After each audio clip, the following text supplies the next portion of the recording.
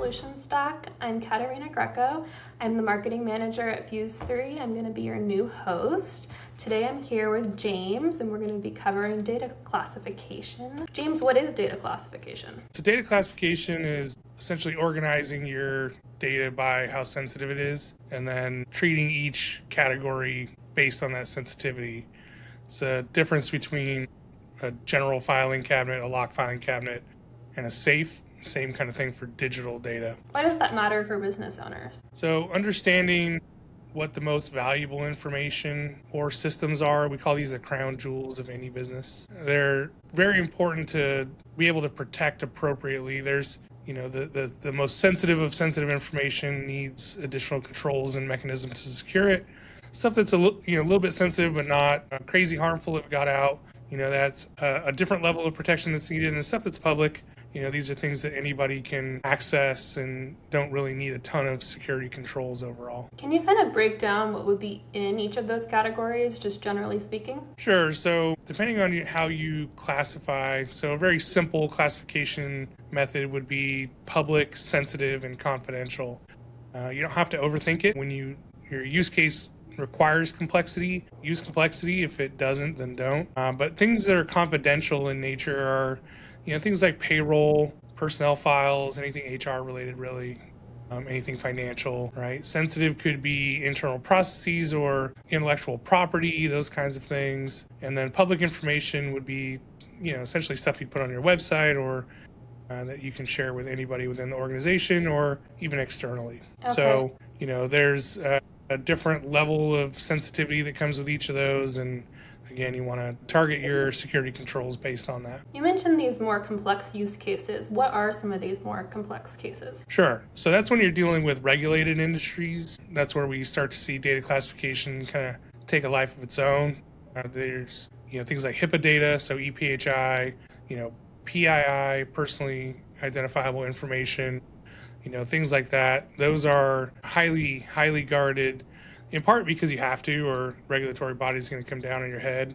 But there could be other things like, we'll say the formula for making Coca-Cola. That is highly sensitive, right? So, when you get to these bigger organizations that have, intellectual property or regulatory concerns, that's where you start to see complexity get built into data classification. So it really depends on a number of things, but primarily it's going to be what are those external factors that require it, and including regulatory or potentially competition, things like that. But I've seen, probably 6 or 8 different data classification schemas out there. Each one of them is unique to the individual organization.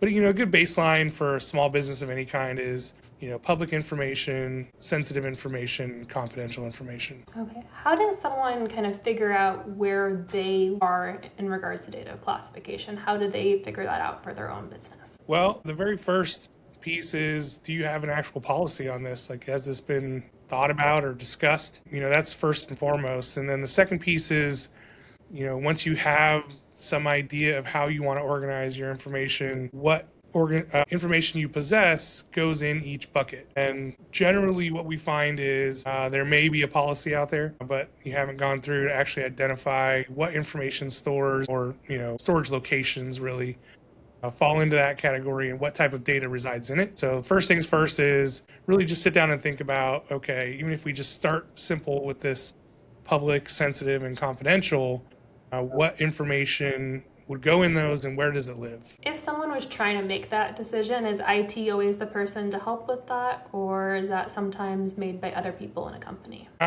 Almost always should be made by someone else in the company. This is another aspect of information technology as a whole that kind of gets punted to an IT team, but it's really a business decision, right? So this is for the leadership, board, CEO, those types to say, hey, we really should make sure that we're applying the appropriate protections to our information and what that actually looks like on paper. And then the IT team goes and executes that, right? Like, they're the ones who might go and do some labeling or kind of organizing into different sections of, say, SharePoint or a file server or something along those lines, or different SaaS applications.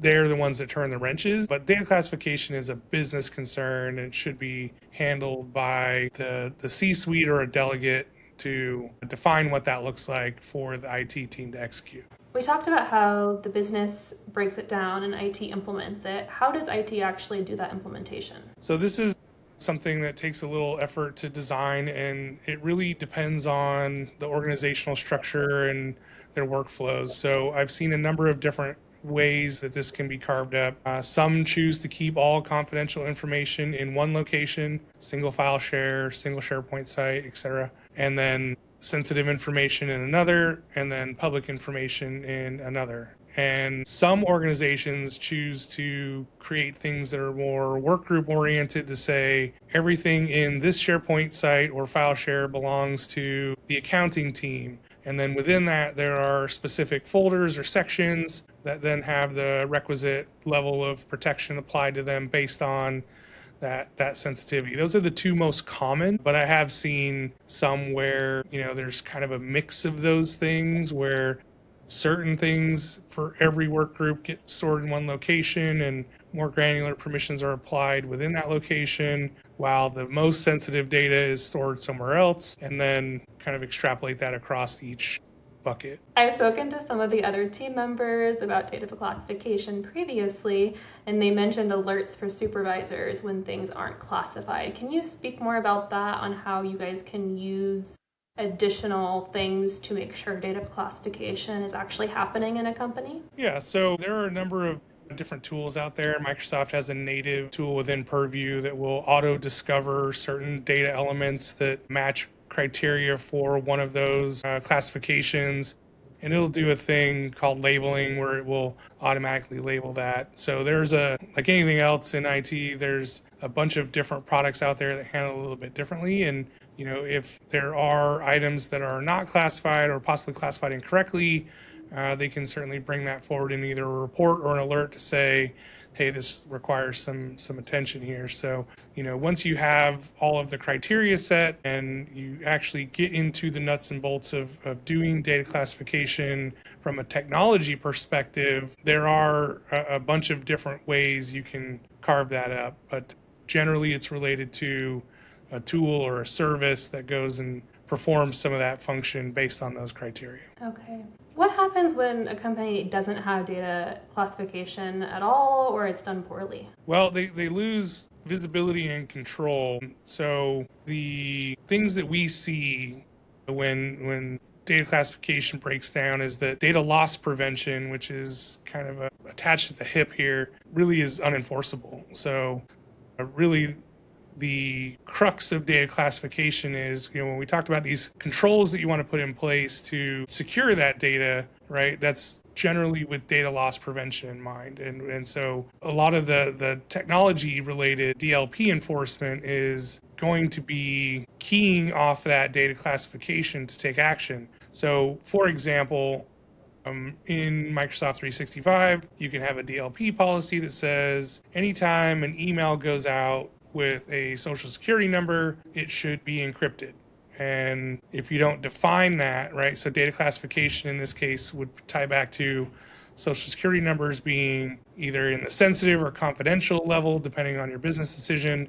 And then the control would be anytime that's communicated via email, it needs to either be blocked, should not exit the organization at all, or needs to be sent in an encrypted format. That's the DLP enforcement related to that classification. So there's also options for even like preventing things like screenshots or sharing out of SharePoint or emailing attachments, those kinds of things. You can even extend that into like MDMs for mobile device, cell phones, things like that, to where people just can't take action on like screenshotting emails in their company mailbox, things like that. So it's one part of a broader ecosystem with the goal of securing data at the level that it requires, and everything else from a technology standpoint keys on that. Now, there's also the human element of making sure that your folks are trained and understand what the appropriate use of that data is and what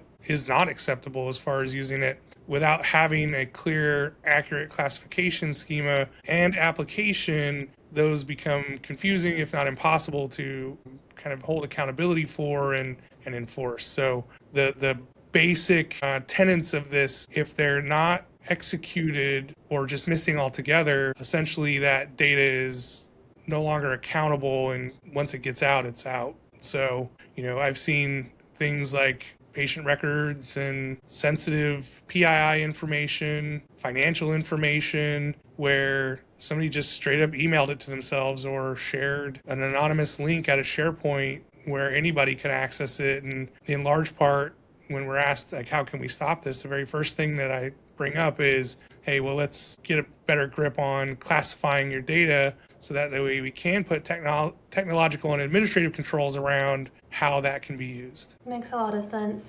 You mentioned the team training. What do you recommend for that? Do you recommend monthly trainings? Do you recommend kind of a big sit-down training with teams? Just what do you recommend regarding training? Yeah, so with data classification, as with any security concept, right, there should be an initial training where you kind of lay the ground rules for what you're trying to accomplish and how. And then there does need to be some refresher or, and some people would consider like continuing education, right, on these things, especially when there's changes or, a long enough time has gone by that where people just kind of lose that familiarity with it. So what we generally see is, and this is kind of what I recommend as well, is, once you roll out a data classification policy and kind of have an idea of what information falls within those classifications, then sit down with your team, talk about it, say, hey, look, here's why we're doing this, here's what it entails, and then open up some opportunity for questions and give it a little bit of run, a little bit of time, a few weeks, a month, and then revisit that. I'm a big fan of asking people questions, and I know some people are, feel it might be kind of cheesy, but those kind of pop quiz hot shot scenarios do help to reinforce that. That's my take on it, but at least annual, if not more frequently. And again, it depends on who's handling that information, like what level of training they get. So your CFOs, anyone in your accounting, HR, those should be regularly brought up in staff meetings and part of your security awareness training, as well as your kind of operational training. So I don't think that there's too much that you can do here. I think, and when I say that, I mean, I don't think that set it and forget it is a thing, right? I think that ongoing reinforcement and discussion and just keeping it top of mind is a good thing. So doing it frequently and very targeted ways are going to help it be more successful within an organization. Well, I think in general, the thing that I want to convey most is that it is a business decision, it's a business discussion, and it's a business function, right? So I think that's where a lot of folks maybe have some misconceptions around what data classification is, and it's kind of a daunting task because it really does require some thought, but at the same time, I think it can get over complicated very quickly. And taking those initial steps to get that baseline or just kind of simple approach is very effective for laying a foundation for later. Having spoken to some of our other team members, I know they've mentioned starting projects when there hasn't been data classification ever, and they're like, there's just so much data to go through. How do you do that? How do you go through, years and years of data to classify past data? Yeah, that's a great question, and that's where the work comes in. Is what we find is that over the years data accumulates, right? So one, making sure that data that's not relevant or needed is removed from the system. That's kind of the first part. But this is like any other kind of cleanup effort. There is kind of some manual elbow grease that needs to go into it. And, IT generally isn't going to be the people who know the significance of the data, right? Unless they've been told already. So there is no great solution here. There are automated tools that will go out and look for certain data elements. But the reality is that at some point, somebody who knows what they're looking for and looking at needs to get involved to say, yes, this is relevant. No, it is not. Here's where, the bucket that it falls in. So having some ownership of that process with somebody who actually understands the objective, the data they're looking at, and how to bridge the two, super important. There is no easy button or magic bullet that will get it done. It does require some manual effort as well. Interesting. I figured there might be kind of a magic button nowadays, but that's interesting. It requires so much manual work still.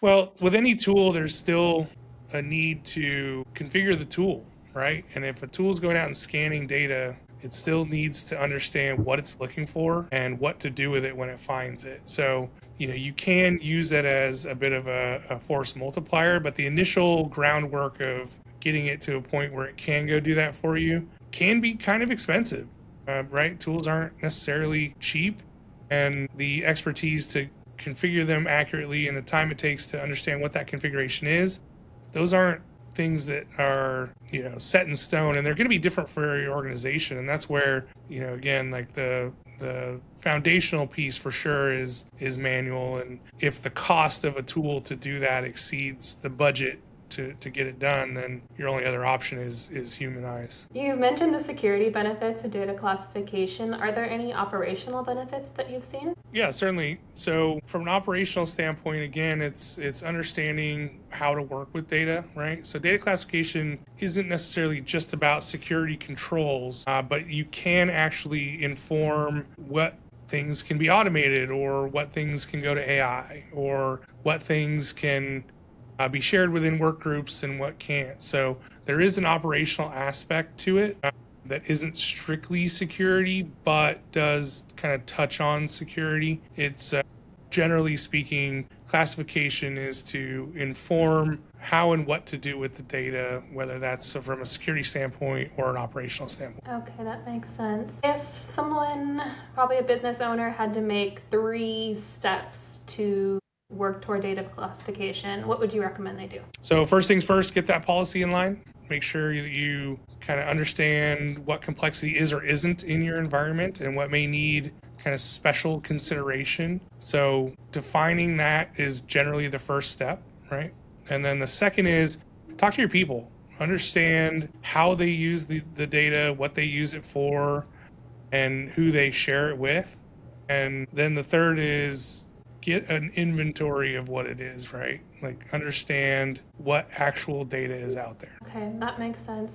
You mentioned a policy. Who would help develop that? Would that be someone in legal or even IT? Who helps with that? Yeah, legal, HR, GRC consultant might help you do that. There are templates out there. I tend to shy away from templates because I think most people forget the part where you customize it to yourself. A template is just that. It's meant to be a starting point, not necessarily a finished product, and making sure that it actually fits your scenario is super, super duper important. But there are a number of different ways you can achieve that, but you definitely want someone who has an understanding of your business, has an understanding of any regulatory or contractual obligations you have, somebody who can take that and make it yours. And a lot of times that's going to be HR, possibly like a CFO, a CTO, CIO, the acronym soup, but certainly having someone who kind of lives in it, GRC consultant,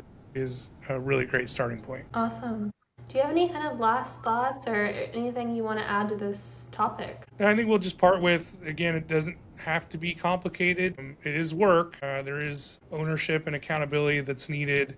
But at the end of the day, it's not, doesn't have to be complex to get going. And the benefits of it long term, might be biased here, but from a security standpoint and an operational standpoint, the benefits of doing it are significant. Awesome. Well, thank you, James.